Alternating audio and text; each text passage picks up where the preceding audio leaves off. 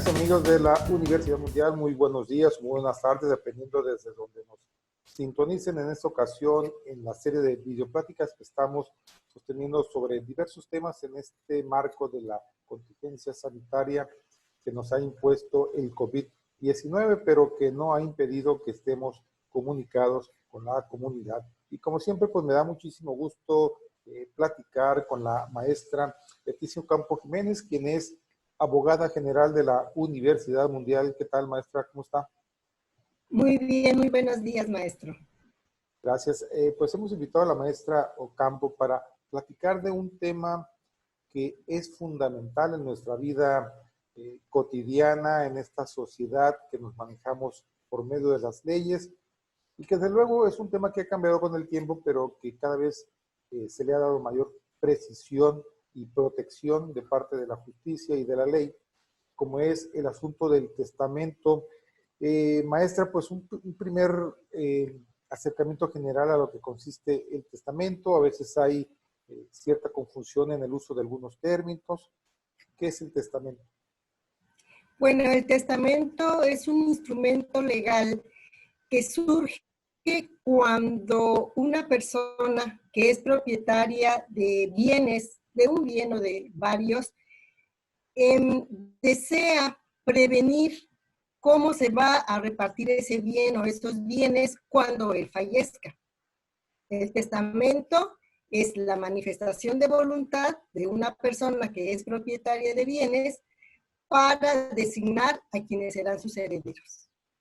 Y en este caso, bueno, estamos hablando estrictamente de bienes. ¿Qué deberíamos entender entonces por bienes? ¿Cuáles son las clases de bienes a las que uno puede dejar en herencia a sus familiares o amigos también? ¿No? Bueno, al final de cuentas es la voluntad del que desea heredar a quien quiera dejarle sus bienes, ¿no? ¿Qué tipo de bienes existen? Sí, muy buena pregunta, maestro. Los bienes se entienden, bueno, hay una clasificación de bienes que son los bienes muebles y los bienes inmuebles. Los bienes muebles vamos a entender como todos aquellos que normalmente tenemos en nuestro alrededor y responde el nombre a mueble porque tiene movilidad. Dentro de esto también están los derechos. Los bienes inmuebles son los que están fijos en la tierra, es decir, terrenos, casas, cualquier construcción que se tenga dentro de un terreno. Esos serían los bienes inmuebles. Entonces, cuando hablamos del acervo hereditario de una persona o los bienes que tiene en propiedad, hablamos de todo de lo cual tiene o una factura o un título de propiedad o escritura pública. Ajá. Y en el caso de los inmuebles. ¿Perdón? En el caso de los bienes inmuebles. En el caso de los bienes inmuebles, pues son los que tienen título de propiedad o escritura pública. Muy bien, entonces, bueno, usted ejemplificaba el caso de una casa, un terreno, pero también, por ejemplo, una pintura de arte, muebles mismos, por ejemplo, que están dentro de la casa en donde vive la persona que deja la herencia. Ahí, ¿en qué parte se clasifica? Esos son los bienes muebles, exactamente, que tienen movilidad. Un cuadro se puede mover de un lado a otro sin ningún problema. Una sala, por ejemplo, pudiera ser una sala antiquísima que tiene un valor monetario muy elevado. Las joyas también, en general las joyas.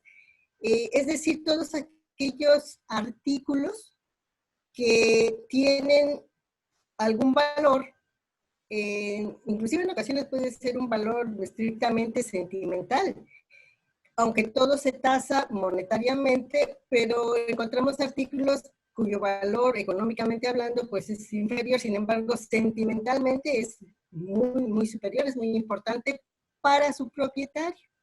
Y el disponer a quién se lo va a dejar cuando fallezca. Esa es la importancia del testamento. Y también habló usted de, hace un momento, de lo que son los derechos. En ese sentido es los aprovechamientos que de alguna manera generan después ciertas propiedades u otros bienes.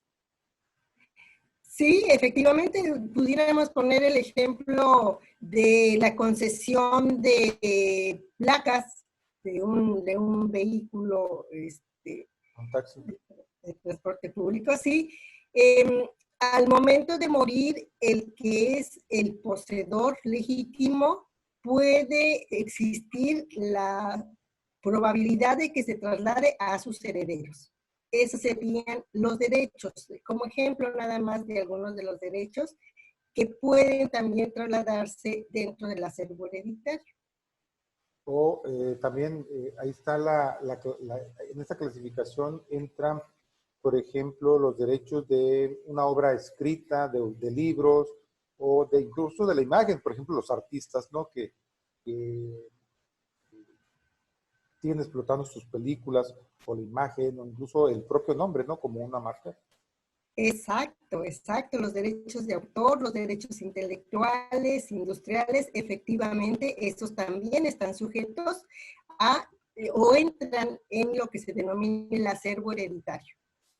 Bien, y pues hasta ahorita, maestra, estamos hablando de cuestiones que aparentemente no tendrían ninguna complicación. En este caso, hacer esta declaración de sucesión de bienes, hacer el testamento, lo tenemos que hacer de manera específica en un determinado documento. ¿Cómo lo hacemos y ante quién lo tenemos que hacer? Bueno, estamos hablando de el principio en el que la voluntad de quien es propietario de un bien desea prevenir, mencionaba hace un momento, la forma en que se va a trasladar su patrimonio cuando él fallezca, cuando la persona fallezca. Y la manera idónea de hacerlo es por medio de un testamento. Y además, la forma que legalmente corresponde para que ese testamento tenga los efectos jurídicos deseados es que se haga ante un notario público. Porque nos encontramos en la vida diaria que hay personas que creen que con escribir en algún documento de manera particular sus deseos de cómo se repartirá su patrimonio cuando fallezca, con eso ya creen que están realizando un testamento. Y de alguna forma sí, es una de las modalidades del testamento que establece el Código Civil. Sin embargo, no tiene la fuerza legal que se requiere para que cuando fallezca la persona efectivamente se cumpla con su voluntad. ¿Cómo se puede lograr esto? Yendo ante un notario público. Esa es la única manera en que podrá dársele fuerza legal a ese documento. Si se pudiera dar, siguiendo el ejemplo que mencionaba, que se escriba en algún papel la voluntad de la persona, sin embargo, tiene que, ese documento elaborado de manera particular, tiene que ser revalidado por un notario público. No necesariamente la persona tiene que asistir al notario, pero sí el notario, que es un fedatario público, y esa es su función primordial, es el darle validez a ese documento o a la voluntad expresa de quien acuda ante él para que se elabore su testamento. Y en este caso, si la persona que desea dejar esta herencia no puede ir, entonces puede él escribir a mano o no sé, tal vez dictarle a alguien para que lo pasen limpio en una máquina, en una computadora y mandárselo al notario para que de alguna manera lo valide. Pero también puede ser que el notario vaya a la casa de la persona o un lugar donde se encuentre quien desea dejar la herencia para que ahí le tome el testamento. Sí, es imprescindible que el notario tenga contacto de alguna manera con el Código Civil, le denomina de cujus a la persona que pretende hacer un testamento. Tiene que tener el contacto con esa persona para validar que se trata de la persona que se pretende, que está manifestando su voluntad de manera libre, porque ese es un punto sumamente importante, que no está sujeto a presión en el momento de estar manifestando su voluntad para que se disponga de sus bienes cuando fallezca. Y ese procedimiento lo realiza el notario y, como usted lo menciona, puede hacerse de manera que si hay imposibilidad del autor de la herencia de asistir a una notaría, el notario podrá y tendrá que asistir al domicilio donde se encuentre la persona. Y bueno, aquí abro un poquito la conversación porque estamos en un momento muy complicado con esta contingencia sanitaria en que las personas pues no van a estar pensando en que se van a enfermar y que puedan llegar a un estado de gravedad en el que ya no puedan acudir ante nadie. Entonces es importante aquí el tener la previsión de que si se tienen bienes y se quiere proteger a la familia y de verdad se quiere mantener unida a la familia, pues se elabora el testamento.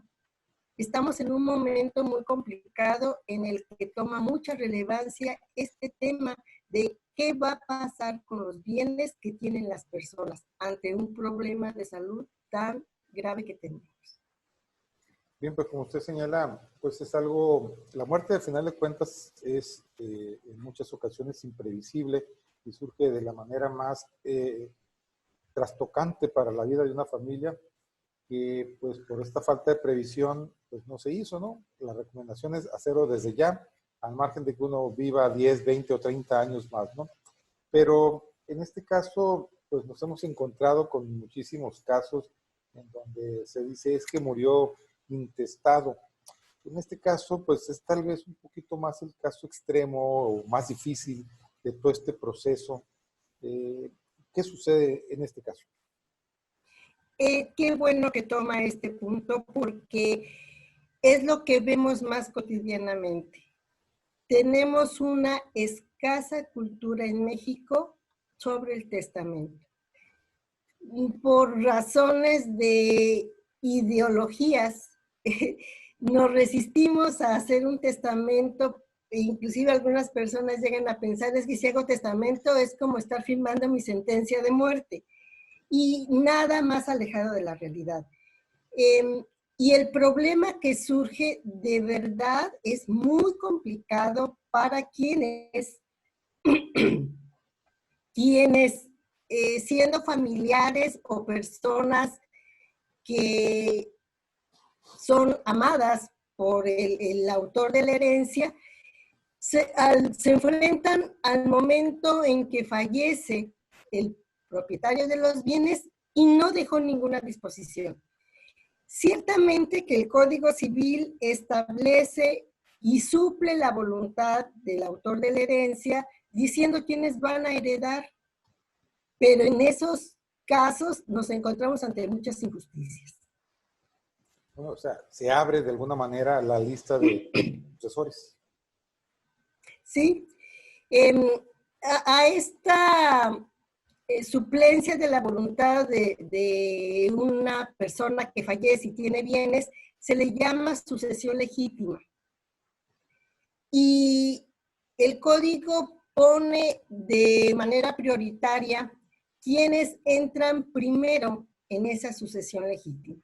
Y por supuesto, lo primero que trata de proteger la ley, el Código Civil, pues es a los hijos y al cónyuge que sobrevive al que muere. Pero eso hablamos en esos casos hablamos de cuando hay un matrimonio y quien muere es uno de los cónyuges. Pero ¿qué pasa cuando quien muere es un joven mayor de edad, por supuesto, es decir, con capacidad de ejercicio, que tiene muchos bienes y la familia no es casado y no quiere, tiene problemas con su familia consanguínea y en realidad a quien siempre ha protegido o a quien quiere proteger es alguien totalmente ajeno a la familia. Entonces, si no hace un testamento, lo que pasa es que se va a aplicar lo que dice el Código Civil en la sucesión legítima y esa persona a la que quiere proteger de ninguna manera va a acceder a esos bienes. Y en esta parte de la sucesión legítima, entonces son, en primer lugar, si una persona adulto está casado, en primer lugar son los hijos y la esposa. En algún momento entran en un círculo más amplio padres y hermanos. Efectivamente. El orden en que establece el Código Civil que se heredará cuando no hay testamento es primero los hijos y de manera colateral el cónyuge siempre y cuando, el que sobrevive por supuesto, siempre y cuando sus bienes que tenga en propiedad sean en una cantidad menor a la del acervo hereditario. Solo en esos casos el cónyuge va a poder acceder a una parte de la herencia porque va a entrar en la misma proporción o en la proporción que equilibre los bienes que tiene en propiedad con los que dejó o están dentro del acervo hereditario. Si no hay hijos, si no hay cónyuge, entonces se abre hacia los ascendientes, es decir, los padres del autor de la herencia, o en este caso del autor de la sucesión.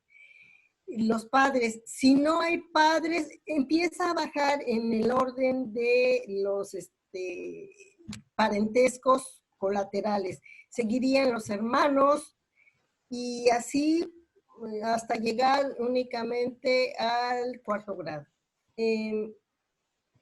Y en estos casos es donde toma la relevancia porque podemos llegar inclusive al extremo de que si no hay ninguno de los parientes que señala el Código Civil, porque no va a seguirse de manera automática hacia otros parientes, sino únicamente los que establece el Código Civil.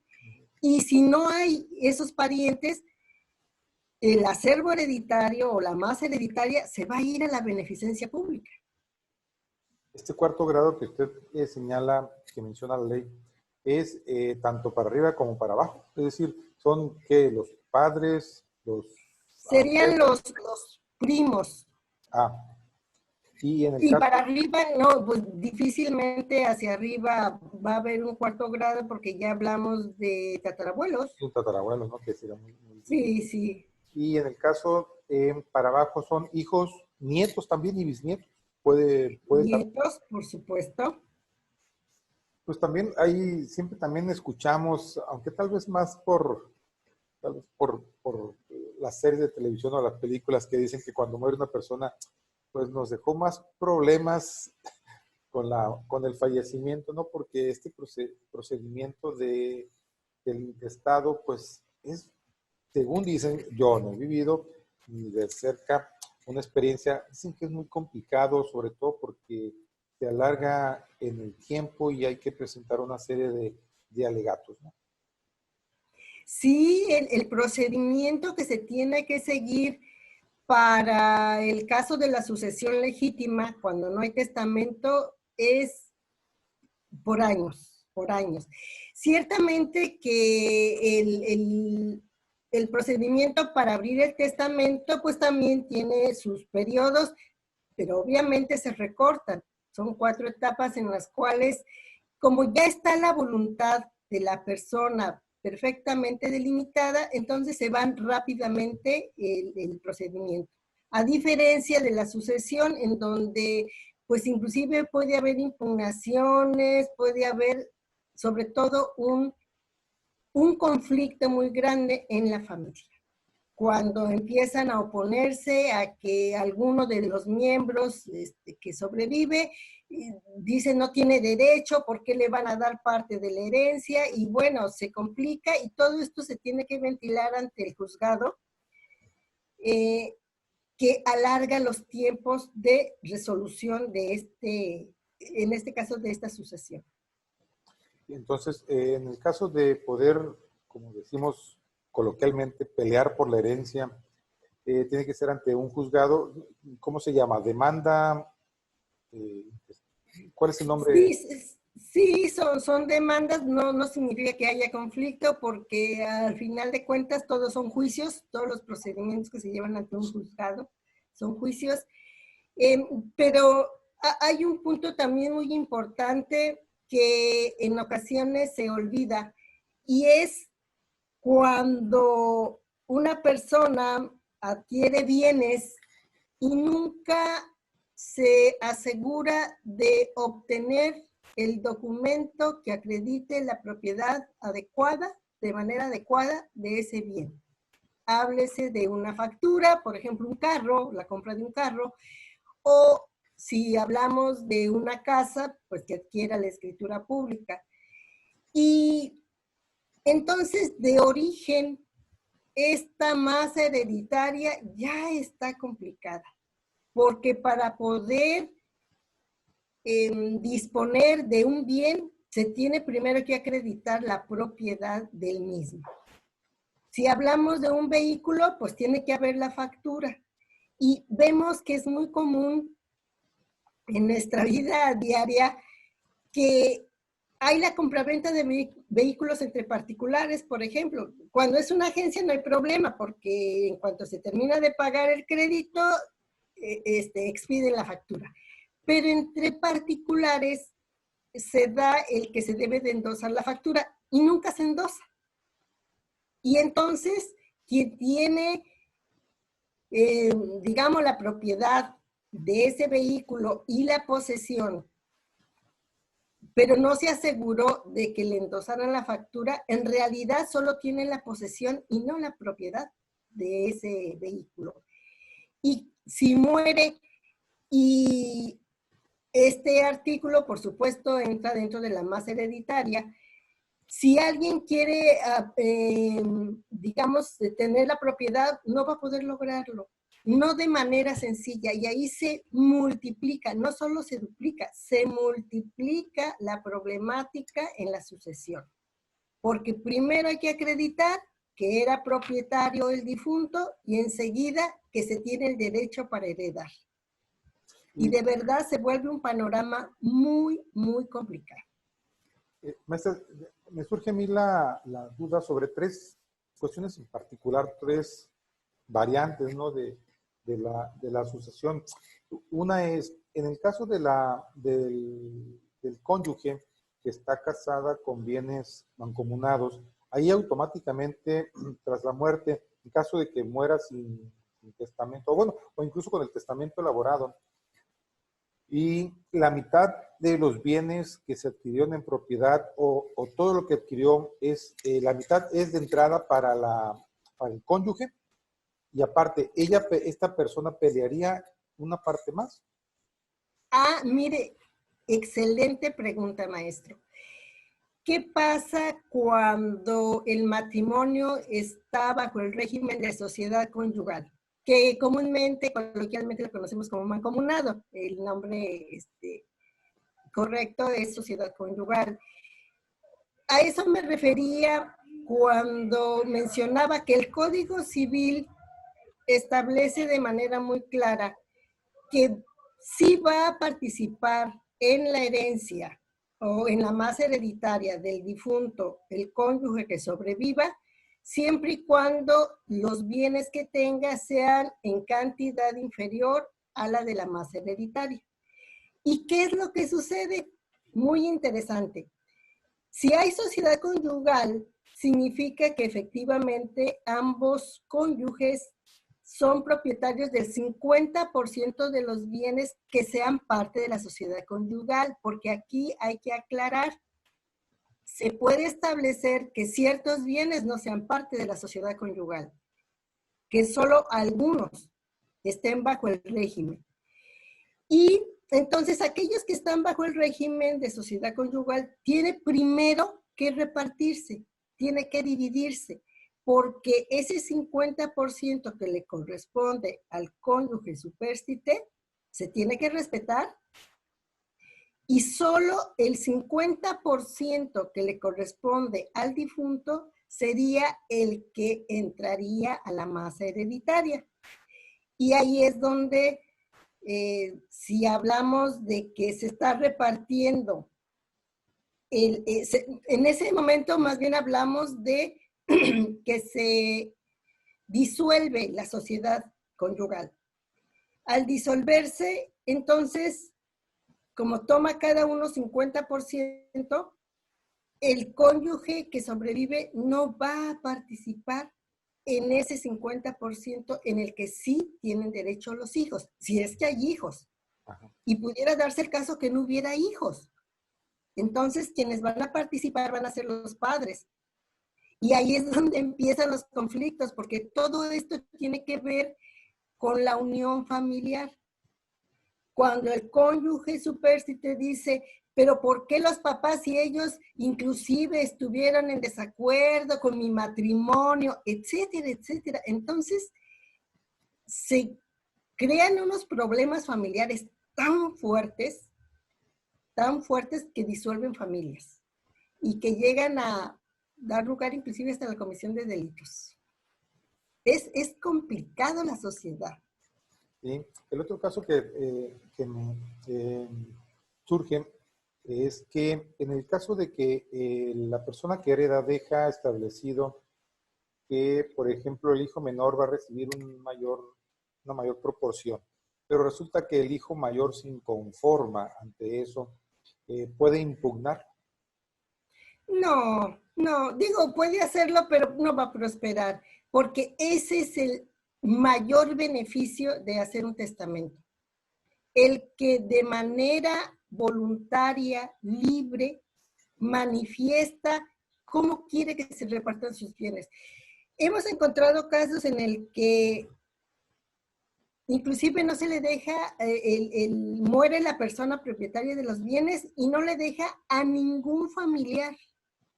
Y lo hemos visto porque, pues bueno, nos llegan las noticias de personas que le dejan toda su riqueza a los gatos, a los perros, de manera hasta cómica pareciera, pero que realmente representan una tragedia dentro de la familia. Porque al momento que hace su testamento, él libremente y con el derecho que tiene de disponer de sus bienes, dice a quiénes le van a pertenecer cuando fallezca. Pero ahora sí que como dicen, y lo escuchamos en las películas, a veces no dicen, bueno, es que es la voluntad del difunto, ¿no? Así de sencillo. Efectivamente, así es. Y hay otro caso, por ejemplo, cuando después de, ya sea porque el difunto deja establecido en un testamento la distribución, o si muere intestado, aparece un hijo que no estaba registrado legalmente, o que estaba registrado legalmente fuera de la ciudad o la entidad en donde vive, pero que se entera de que su papá falleció y aunque nunca tuvo relación, a final de cuentas, por la sangre es un hijo de él, ¿no? En este caso, ¿qué escenarios se pueden presentar? Ese es otro de los supuestos que ocasiona tantos problemas en la vida cotidiana. En el Código Civil, cuando establece que los hijos son los que son los primeros en tener el derecho a heredar, habla de todos los hijos. Y aquí pudiéramos establecer una diferencia entre los hijos que están reconocidos como fuera del matrimonio y los hijos que no están reconocidos, que fueron concebidos fuera de matrimonio. Afortunadamente, en este momento ya existe lo que es la prueba de la paternidad. Y aquellos hijos que fueron concebidos de una relación extramatrimonial pueden acreditar por medio de una prueba de genética que son descendientes del autor de la masa hereditaria. Y entonces, por supuesto que tendrán el derecho de intervenir en el juicio para que se les tome en cuenta. Quieran o no quieran los demás familiares. Y Tienen el derecho, la ley les está dando ese derecho. cuando aparece este hijo que estaba fuera del matrimonio, no reconocido, en ese momento el juez detiene todo procedimiento hasta esperar el resultado de estos exámenes. Sí, por supuesto, se tiene que interrumpir, pero la base principal es que comparezca en el juicio el interesado. Necesariamente tiene que presentar un escrito en el que dé a conocer en este caso, su filiación, y presentar las pruebas correspondientes para que el juez lo pueda tomar en cuenta, porque el juez lo que va a hacer es respetar la norma. Y si el Código Civil establece que todos los hijos del autor de la herencia participan en ella, pues habla, ahí no hace distinción entre hijos dentro de matrimonio, fuera de matrimonio, de un encuentro casual, en absoluto. Bien. Mientras sea hijo, mientras sea descendiente del autor de la herencia, tiene derecho a participar en ella.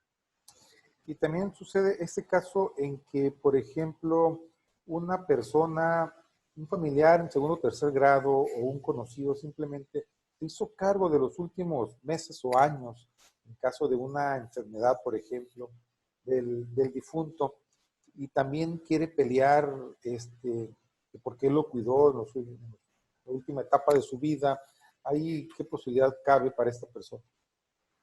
Bueno, aquí hay que hacer la diferencia entre si hubo un testamento y le está dejando parte de la herencia a esa persona, pues se tiene que respetar la voluntad. Pero si hablamos de la sucesión legítima que establece el Código Civil, pues ahí habría que ver si primero hay los otros parientes, porque unos excluyen a los otros. Es decir, no entran todos, sino que va manejando el Código Civil los grados de parentesco para ir excluyendo hasta quién puede ser partícipe de esa sucesión.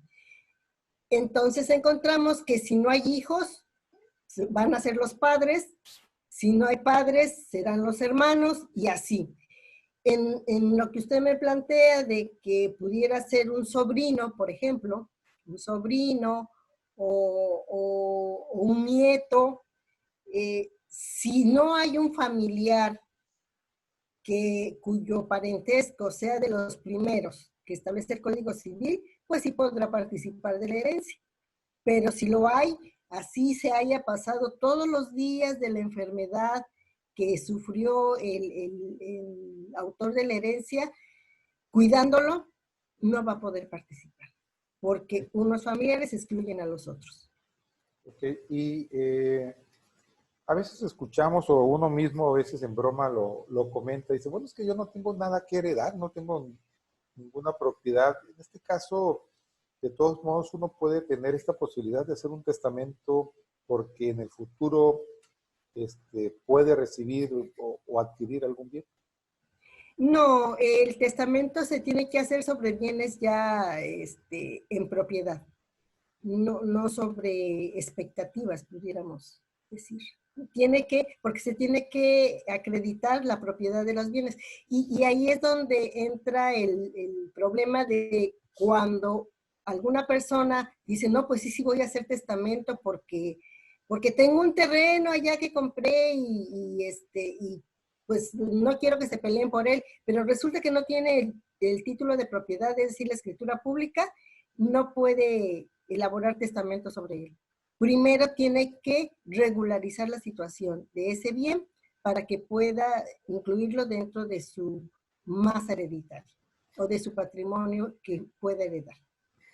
Ok, y maestra, pues finalmente, en este tiempo de la contingencia, indudablemente, pues también cobra mayor relevancia, usted lo mencionaba desde un principio, pues tomar esta decisión que nos cuesta a veces por diversas circunstancias, por cuestiones culturales, a veces cuestiones religiosas incluso, ¿qué hacer en esta contingencia para prever estas circunstancias? Pues hay que acudir con el notario público y bueno, al respecto, la Asociación de Notarios, cuando menos aquí en Baja California Sur, llegaron a un acuerdo de dar un beneficio para impulsar la elaboración de testamentos al señalar el mes de septiembre como el mes del testamento. Y lo ampliaron ahora para marzo. Bueno, ya tiene algunos años en que son 2 meses los que denominan del testamento, que es marzo y septiembre, en el que el beneficio que le dan a las personas que deseen hacer su testamento es que sus honorarios se dan por el 50%. Y aquí pues hay la facilidad de que las personas interesadas hagan, digamos, válgase la expresión, hagan presupuesto o cotización de qué notario le puede dar los mejores costos, porque no todos cobran lo mismo. Y aprovechar esos 2 meses en los que los notarios cobran solo el 50% de sus honorarios. Muy bien, pues maestra, para concluir esta plática, pues algún comentario final, entonces, pues no sé, a manera de recomendación, ¿qué tenemos que hacer? Y sobre todo recalcar esta importancia de un documento que parece intrascendente, pero a veces es fundamental, como usted lo comenta, para la vida de las familias. Pues es la invitación para que en primer lugar regularicen los bienes que tienen, sobre todo pues las personas que ya tenemos cierta edad. Como usted dice, la muerte pues es un hecho, en algún momento tiene que llegar y la esperanza que tenemos las personas es de que llegue cuando corresponde, es decir, cuando ya se haya vivido. Entonces, quienes mayor interés debemos de tener para elaborar un testamento, pues somos los adultos. Y lo importante es que le quitemos la informalidad a las adquisiciones de los bienes que tenemos, porque es tan común, pero de verdad tan común, que no nos aseguramos de que los bienes que tenemos tengan su factura o su escritura pública. Ese sería el primer paso, empezar ya a regularizar esos bienes y no tenerle miedo a hacer un testamento. Lo pueden cambiar en el momento que deseen. Se puede tener un escenario en determinado momento para manifestar la voluntad en cierto sentido y posteriormente pueda cambiar, no hay problema, lo cambian. Lo importante es que si de verdad queremos a nuestra familia y queremos protegerlos, a nuestros hijos, a cualquier pariente o a personas ajenas a la familia, pero las que amamos y queremos proteger, pues hay que quitarles el problema de un cisma familiar o conflictos legales cuando se muera y no sepan cómo distribuir los bienes. Muy bien, maestra, pues muchísimas gracias, la maestra Leticia Ocampo Jiménez, abogada general de la Universidad Mundial. Pues surgen más temas, ¿no? Y más cuestiones. Quisiéramos alargar esta plática, pero bueno, nos ha acabado el tiempo. Es un tema muy, muy interesante, como usted ha precisado en sus comentarios, pues de vital importancia para las familias. Sin cuentas, tenemos que darle certidumbre y usted señala algo muy importante, la seguridad para nuestros seres queridos. Pues nuevamente, maestra Leticia Ocampo, muchísimas gracias. Gracias a usted, maestro. Que tenga muy buen día. Sí, pues esperamos retomar próximamente otros temas porque pues estos asuntos jurídicos también a veces, como usted lo señala en algún momento de la entrevista, no le prestamos mucha importancia en su momento, pero que para el futuro indudablemente son trascendentes. Muchas gracias, maestro, nuevamente. Gracias.